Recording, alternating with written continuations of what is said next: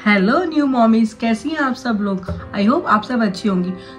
जो आज का टॉपिक है वो सबसे ज़्यादा इम्पोर्टेंट है न्यू पेरेंट्स के लिए और उन लोगों के लिए जिनके बच्चे 3 साल तक के हैं। हाँ जी, मैं आज के टॉपिक में बताने वाली हूँ बच्चों का स्लीपिंग शेड्यूल। क्या आपका बच्चा भी रात को उठ जाता है? क्या आपका बच्चा भी छोटी छोटी नैप्स लेता है?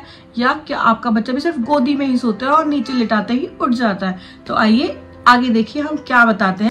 अगर आप भी इस चैनल पे न्यू हैं तो आप पहले प्लीज चैनल सब्सक्राइब करें। तो आज मैं आपको बताने वाली हूँ कि बच्चे को कैसे एक अच्छी और प्यारी नींद दी जाती है। एग्जॉस्टेड रहते हैं, हर वक्त चिल्लाते रहते हैं, फ्रस्ट्रेटेड रहते हैं, चीजों का मन नहीं करता करने का, खाना खाने का मन नहीं करता, खुद को अच्छे से टाइम नहीं दे पाते हैं। तो मैं आपको यही सब बताने वाली हूँ कि आप कैसे अपने बच्चे को एक पीसफुल नींद दें ताकि आप भी एक अच्छी नींद ले सके और एक हैप्पी लाइफ लीड कर सके। सो प्लीज इस वीडियो को आगे देखने से पहले मेरे चैनल को जरूर सब्सक्राइब कर दें। तो जो आज का सबसे पहला टॉपिक होने वाला है वो है अवेक विंडो। अब आप में से बहुत लोग सोच रहे होंगे अवेक विंडो होती क्या है। मैं आपको बता देती हूँ। सपोज आपका बच्चा 1 बजे सो के उठा है और वो दूसरी नैप 2 बजे लेगा, तो जो 1 से 2 के बीच का 1 घंटे का टाइम है उसको हम कहते हैं अवेक विंडो। आपके बच्चे को एक प्रॉपर नींद देने से पहले हमें जानना चाहिए कि बच्चे को एज एप्रोप्रिएट कितनी नींद लेनी चाहिए, क्या उसका स्लीपिंग शेड्यूल और क्या पैटर्न होना चाहिए। यहाँ मैं आपको 0 से लेके 1 साल तक के बच्चे का स्लीपिंग टाइम आपको बताती हूँ कि उसका अवेक विंडो उसके एज के एप्रोप्रिएट कितना अवेक विंडो होना चाहिए। अगर आपका बच्चा 0 से 4 वीक्स का है तो उसका अवेक विंडो 35 से 60 मिनट से ऊपर नहीं होना चाहिए।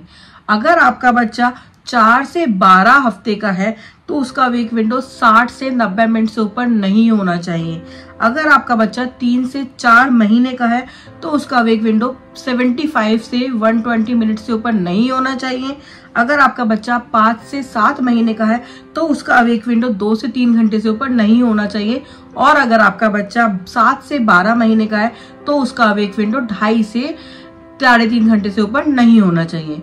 अगर आपका बच्चा इस एप्रोप्रिएट गैप से ऊपर उठ रहा है तो मतलब उसकी स्लीप डिस्टर्ब हो रही है, वो एक क्वालिटी नैप नहीं ले रहा, उसे आप अच्छी नींद नहीं दे पा रहे हैं और इसी वजह से आपका बच्चा भी हमेशा चिड़चिड़ा रहता होगा और उस वजह से ऑब्वियसली आप भी चिड़चिड़ी रहती होंगी। कि हम एज एप्रोप्रिएट अवेक विंडो कैसे दें और ये क्यों जरूरी है, तो मैं आपको बताती हूँ।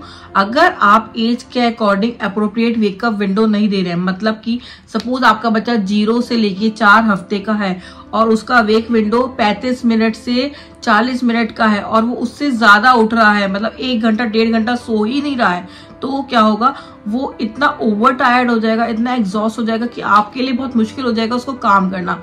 हाँ जी, आप भी बताइए, क्या ऐसा होता है कभी कभी कि आपका बच्चा रोए जा रहा है, बेवजह रोए जा रहा है, आप उसको सुलाने की कोशिश कर रहे हैं बट वो सो नहीं रहा है और रोए जा रहा है? वो इसी वजह से होता है क्योंकि आपने जो उसको अवेक विंडो देनी है उससे ज्यादा उसको उठा रहने दिया है और आपने उसको सुलाने की कोशिश ही नहीं करी है और पहले सो जाता है। तो वो सो तो जाएगा मगर जो नींद रहेगी वो बहुत छोटी छोटी छोटी छोटी रहेगी और जिसे हम हेल्दी नैप में नहीं कंसीडर करेंगे। इससे क्या होगा, अगर बच्चा जल्दी भी सो जाता है, सपोज 35 से 40 मिनट तक उसे उठना है बट बच्चा 10 मिनट में 15 मिनट में फिर सो गया, उससे क्या वो सो तो जाएगा पर वो सिर्फ 5 मिनट के लिए सोएगा, आधे घंटे के लिए सोएगा, इससे ऊपर नहीं सोएगा। अगर आप एक एप्रोप्रिएट अवेक विंडो देकर उसको सुलाएंगे तो वो एक लंबी नींद भी लेगा, एक अच्छी नींद भी लेगा और आप भी शांति से रेस्ट कर पाएंगे। अब मैं आपको बता दूं कि अवेक विंडो में क्या क्या इंक्लूड होता है। हाँ जी, तो अवेक विंडो में जो 1 घंटे का टाइम मैंने बताया, कि एग्जांपल आपको दिया था कि अगर आपका बच्चा 1 बजे उठ रहा है और वो फिर 2 बजे सो रहा है तो 1 घंटे का जो उसका अवेक विंडो है उसमें क्या क्या इंक्लूड है। तो उसमें इंक्लूड है उसका डायपर टाइम, उसका फीड टाइम, उसका प्ले टाइम, उसका एक्टिविटी टाइम, उसका cloth changing time, A to Z, मतलब जितना भी आप उसके लिए 1 घंटे में या उसके उठने के दौरान उसके साथ करते हैं, खेलते हैं, जो भी करते हैं वो सब अवेक विंडो में ही कंसीडर है। अगर 0 से 4 हफ्ते का बच्चे का अवेक विंडो 35 से 40 मिनट है तो हमें 35 से 40 मिनट की साइकिल में ही ये सब खत्म कर देना है। ऐसा नहीं है कि मैं अरे 35 मिनट हो गए मेरे बच्चे को उठे हुए, चलो अब उसका डायपर चेंज कर देती हूँ, चलो अब उसके कपड़े बदल देती हूँ, उसका सोने का टाइम हो गया। नहीं, आपको इस 35 से 40 मिनट की साइकिल में ही सब कुछ खत्म करना है। अगर आप चाहते हैं कि आपका बच्चा एक अच्छी और हेल्दी नींद ले और अच्छे टाइम के लिए सोए तो आप उसे एक एज अप्रोप्रिएट अवेक विंडो दें, उसके साथ क्वालिटी टाइम स्पेंड करें, वो अच्छे से सोएगा, आप भी अच्छे से सो पाएंगे और वो भी खुश रहेगा, आप भी खुश रहेंगे। सो जो सेकंड पॉइंट मैं आपको आज बताने वाली हूँ वो है कॉन्टैक्ट नैप। हाँ जी, इस तरह से जो आप बच्चे को सुलाते हैं कॉन्टैक्ट नैप, मैं उसके बारे में आपको बताती हूँ।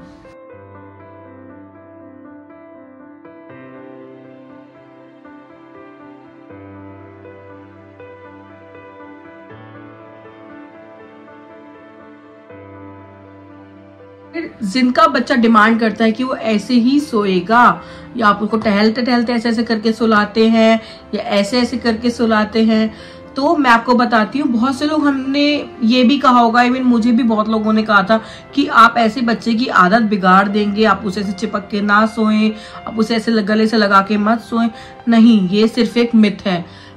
कॉन्टैक्ट नैप के बहुत ही ज्यादा फायदे होते हैं। अगर आप बच्चे को ऐसे हक करके अपने टच के साथ, अपने फील के साथ सुलाते हैं तो बच्चा बहुत ही अच्छी नींद सोता है। इवन अगर आप भी बच्चे को ऐसे गले लगाकर सो रहे हैं, आप बच्चे के साथ कॉन्टैक्ट नैप में सो रहे हैं, तो बच्चा ही नहीं आपके लिए भी बहुत ज्यादा फायदा है।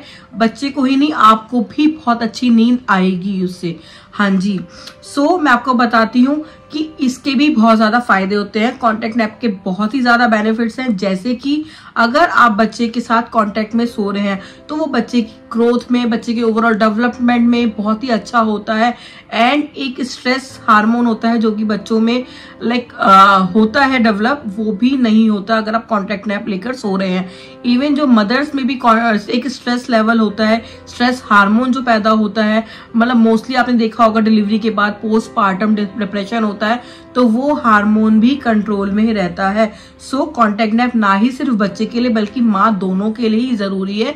इसलिए आप बच्चे को कॉन्टैक्ट नैप दें ज्यादा से ज्यादा, और जो कहता है उसे कहने दीजिए, जो अच्छा है बच्चे के लिए सिर्फ वो ही करिए। सो आज का जो तीसरा पॉइंट और सबसे इम्पोर्टेंट पॉइंट है, वो तो बहुत सी मदर्स ने एक्सपीरियंस करा होगा और अभी भी कर रही होंगी, वो मैं आपको बताने जा रही हूँ।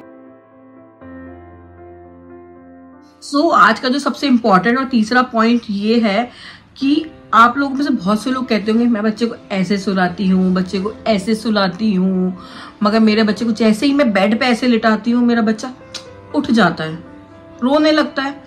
गोदी में तो सोया रहता है मगर नीचे बेड पे लिटाते ही उठ जाता है और रोने लगता है। तो उसका भी रीजन है, मैं आपको बताती हूँ कि आप जब बच्चे को ऐसे सुला रहे हैं तो बच्चे को आपकी फील मिल रही है। बच्चा 9th मंथ आपकी वॉर्म में रहा है, उसको वो वाला फील रहा है, तो एकदम से तो आदत नहीं जाएगी ना। मैं आपको उसका भी तरीका बताती हूँ, तो आपको कैसे करना है। जब बच्चा सो जाता है तो आपको 15 से 20 सेकंड तक उसके हिप्स पे ऐसे टैप करना है, ऐसे करते करते आराम से टैप करना है। देन बहुत स्लोली उसको बेड पे लिटाना है। लिटाते टाइम पहले आप उसका हेड ऐसे रखेंगे, देन उसकी लेग्स नीचे रखेंगे। आप देख सकते हैं, पहले ऐसे हेड देन लेग्स ऐसे करके, और ऐसे करने के बाद भी आपको उसे ऐसे साइड में करना है और उसकी हिप्स को टैप करते रहना है 10 से 15 सेकंड तक। फिर धीरे धीरे धीरे धीरे धीरे धीरे आपको बच्चे को सीधे करना है, स्लीपिंग पोजीशन में ले जाना है और धीरे धीरे उसको यहाँ पे टैप करते रहना है 10 से 15 सेकंड तक, और उसका सर को ऐसे सहलाना है। आप देखिएगा आपका बच्चा उठेगा ही नहीं और आराम से सो जाएगा। मगर बहुत से केसेस में ऐसा भी होता है कि हम ऐसे सुलाने के बाद भी बच्चा उठ जाता है, तो आपको तब क्या करना है। हाँ जी, मेरे केस में भी ऐसा हुआ था कि मैं बच्चे को सुला तो देती थी, लिटा देती थी, ऐसे टैप भी करती थी और वो सो जाता था, बट जैसे ही मैं वहां से हटती थी वो फिर उठ जाता था। तो आपको क्या करना है, आपको जस्ट ऐसे थोड़ी देर के लिए बच्चे को हक करके और ऐसे प्यार से करके 10 से 15 मिनट उसके साथ लेट जाना है, और फिर धीरे धीरे धीरे धीरे धीरे पहले की हाथ हटाना है, फिर धीरे धीरे धीरे उससे ऐसे करके दूर जाना है, तो बच्चा सोया रहेगा। इसे कॉन्टैक्ट नैप के भी फायदे मिलेंगे। तो नेक्स्ट टॉपिक जो है वो है active sleep and quite sleep. हाँ जी, ये दो अलग अलग तरह की नींद लेते हैं। बच्चों की जो नींद है वो 50% एक्टिव स्लीप पे डिपेंड करती है एंड 50% क्वाइट स्लीप पे डिपेंड करती है। अब एक्टिव स्लीप और क्वाइट स्लीप क्या है, आप इस चीज में भी कंफ्यूज होंगे, तो मैं आपको बताती हूँ। क्वाइट स्लीप का मतलब है शांति से बच्चे सो रहे हैं। हाँ जी, बहुत गहरी नींद में बच्चा है, कोई रिस्पॉन्ड नहीं कर रहा, ना हिल रहा है ना डुल रहा है, बस मस्ती से सो रहा है, उसको हम कहते हैं क्वाइट स्लीप। और एक्टिव स्लीप क्या है? अब आप जब क्वाइट स्लीप से, क्वाइट स्लीप का मतलब जानते हैं कि शांति से सो रहा है, तो एक्टिव स्लीप का मतलब है कि बच्चा सो तो रहा है मगर आंखें ऐसे खोल के भी आपको देख रहा है, आपको देख के मुस्कुरा भी रहा है। कई बार आपने सुना होगा कि बच्चा नींद में मुस्कुराता है, बच्चा नींद में रोता है, तो वो उस टाइम एक्टिव स्लीप ले रहा होता है।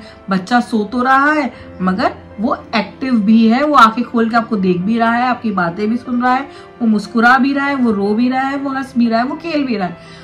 और आपको ये चीज बहुत जरूरी है समझनी कि कब बच्चा क्वाइट स्लीप में है, कब बच्चा एक्टिव स्लीप में है। कई बार ऐसा भी होता है कि बच्चा आंखें खोल के मुस्कुराता है, हमें लगता है कि बच्चा उठ गया है और हम भाग के जाते हैं, उसको गोदी उठाते हैं और उसके बाद खेलने लगते हैं। उससे क्या होता है, बच्चे की नींद खुल जाती है और वो चिड़चिड़ा रहता है, हमेशा रोता रहता है। तो आपको ऐसा नहीं करना, आपको पूरा देखना है कि क्या बच्चा एक्चुअल में उठा है। आप उसको एकदम से स्माइल ना दें, आप उसको देखें और आप उसको टैप करें धीरे धीरे। अगर बच्चा नहीं फिर भी हंस रहा है, खेल रहा है, तो मतलब वो उठ चुका है। और आपके टैप करने पर अगर बच्चा रिलैक्स हो गया है तो इसका मतलब बच्चा अभी भी सो रहा है, वो एक्टिव स्लीप में है और वो थोड़ा और सोना चाह रहा है। सो बच्चे की स्लीपिंग शेड्यूल को समझने से पहले, बच्चे की सोने की हैबिट को समझने से पहले और बच्चे को अच्छे से सुलाने से पहले हमें छोटे छोटे पॉइंट्स पे समझना होगा, जानना होगा, सोचना होगा कि बच्चे को सुलाने के टाइम पर हम क्या क्या गलतियां कर रहे हैं, क्या क्या इम्प्रूव कर सकते हैं और कैसे कैसे हम बच्चे को अच्छी नींद दे सकते हैं। हाँ जी, अगर बच्चा अच्छे से सोएगा, बच्चा एक अच्छी नींद लेगा तो आप भी एक अच्छी नींद ले पाएंगे, आप भी घर के काम जल्दी से निपटा पाएंगे, ऑब्वियस सी बात है। और आप भी खुश रहेंगे, बच्चा भी खुश रहेगा, बच्चा हेल्दी भी होगा। अगर बच्चा अच्छे से सोएगा तभी तो बच्चा अच्छे से ग्रो करेगा और डेवलप होगा। सो आपको कोई भी क्वेरी है तो प्लीज मुझे जरूर बताइएगा। और अगर अभी तक चैनल सब्सक्राइब नहीं करा है तो चैनल को अभी सब्सक्राइब करें। ये वीडियो बहुत ज्यादा लंबी ना हो जाए इसलिए इसके आगे की टिप्स मैं आपको नेक्स्ट पार्ट में दूंगी। बट हाँ, मैं आपको 3 चीजें अभी बताने वाली हूँ जो कि आपको बहुत ही ज्यादा बेनिफिट करेंगी बच्चे को जल्दी से सुलाने के लिए और उसको एक अच्छी नींद देने के लिए। सो पहला टिप जो है, बच्चे को सुलाने से पहले आप उसके हाथ, पैर, मुंह जरूर धोएं। अगर आप बच्चे के हाथ, पैर और मुंह धोते हैं तो उससे उसको बुरे सपने भी नहीं आते और उसको एक बहुत अच्छी नींद भी मिलती है। जो दूसरा टिप है वो ये है कि अगर आप बच्चे को सुला रहे हैं उससे पहले आप बच्चे का नाइट सूट जरूर चेंज करें। सपोज बच्चे ने निक्कर टी शर्ट पहना हुआ है तो आप उसको सुलाने से पहले उसके कपड़े जरूर चेंज करें ताकि वो एक फ्रेश क्लोथ्स में आ जाए, वो फ्रेश फील करे और उसको एक नींद भी अच्छी आए। हाँ, उसका नाइट सूट थोड़ा कंफर्टेबल और सुपर कोजी सा होना चाहिए। ऐसा नहीं कि आप बच्चे को बहुत ही ज्यादा टाइट कपड़ों में रात को सुला रहे हो, उससे भी बच्चा बहुत अनकंफर्टेबल, अनईजी फील करेगा और अच्छे से नहीं सो पाएगा। सो तीसरा और सबसे मेन इंपॉर्टेंट पॉइंट जो है वो ये है कि बच्चे को सुलाने से पहले आप रूम को एक ऐसा एनवायरनमेंट में कन्वर्ट कर दीजिए, एक ऐसा हेल्दी एनवायरनमेंट दे दीजिए बच्चे को सोने के लिए कि आपका बच्चा इजीली सो जाए। अब वो कैसे करें, तो आप रूम में या तो नो लाइट या फिर बिल्कुल डिम लाइट रखें, एक नाइट बल्ब ही जलता रहने दें। और जब आप बच्चे को सुला रहे हैं तो रूम में बहुत साइलेंस हो, ऐसा नहीं कि शोर शराबा बहुत ज्यादा हो रहा है। इससे क्या होगा, बच्चा सोना तो चाहेगा बट शोर शराबे से उसकी नींद डिस्टर्ब होगी और वो नहीं सो पाएगा। अगर आप बच्चे के साथ रूम में अकेले हैं तो आप बच्चे को सुलाने के टाइम पर वहां अकेले ही रहिए। और हाँ जी, मैं आपको बता दूं कि एक बच्चे को सुलाने में कम से कम 30 से 45 मिनट का टाइम लगता है। अगर आपको लगता है कि आप बच्चे को सुलाने जा रहे हैं और वो विदिन 2 मिनट सो जाए तो वो ऐसा नहीं होगा। आप बहुत ज्यादा हड़बड़ी ना करिए बच्चे को सुलाने के लिए। 30 से 45 मिनट एक बच्चा डीप स्लीप में जाने के लिए लेता है और आपको वो करने के लिए आपको क्या करना है कि रूम में उस वक्त ना कोई एंटर करे ना कोई आए, शांति रहे। अगर कोई रूम में ऑलरेडी है तो वो बाहर भी ना जाए। मतलब जब आप बच्चे को सुलाने गए हैं तब से लेके बच्चे की सोने तक उसको रूम में ऐसा ही एनवायरनमेंट दे जैसा उसके एंटर होने पर रूम में था, ताकि बच्चे को बहुत सारा डिस्टर्बेंस, बहुत ज्यादा हौच पौच ना हो और वो आराम से और जल्दी से सो जाए। सो अगर आपको मेरे टिप्स अच्छे लगे या आपको कोई भी क्वेरी है, कुछ समझ नहीं आया तो आप प्लीज कमेंट करें और मेरे चैनल को सब्सक्राइब करें। मैं जल्दी मिलूंगी आपको और टिप्स के साथ। Till then, bye bye, thank you.